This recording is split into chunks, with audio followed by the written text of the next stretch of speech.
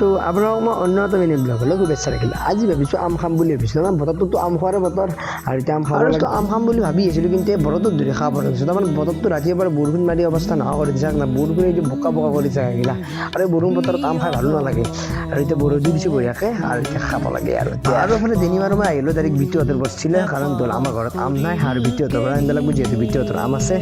আৰু এইগুলো আৰু এতিয়া পাৰিব লাগে আৰু আম পাৰিব আহিছিলোঁ, কিন্তু হাঁহি চাংটি কাৰণ তো আমডাল বহুত দূৰত আছে, হাঁহি লাগ নাপায়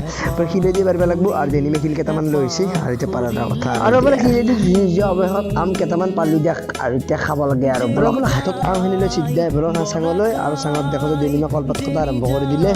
আৰু এইফালে কলপাত কটা আহি গ'ল আৰু এইফালে আম কাটা আৰম্ভ কৰি দিলে আৰু এতিয়া খাব লাগে আৰু এইফালে দেখোঁ যে নিম্ন এইফালে আৰু এতিয়া আম খাব লাগে আৰু লগৰ লগতকৈ বেছি ভাল লাগে আৰু এতিয়া আম কাটা কমপ্লিট আৰু দেনিমক প্ৰথম দি দিলোঁ, যিহেতু সি আমটো কাটছি আৰু এতিয়া খাব লাগে আৰু দিয়ে আৰু আপোনালোক নেক্সট ভিডিঅ'ত পাই আছোঁ। আজিলৈ বাই বাই।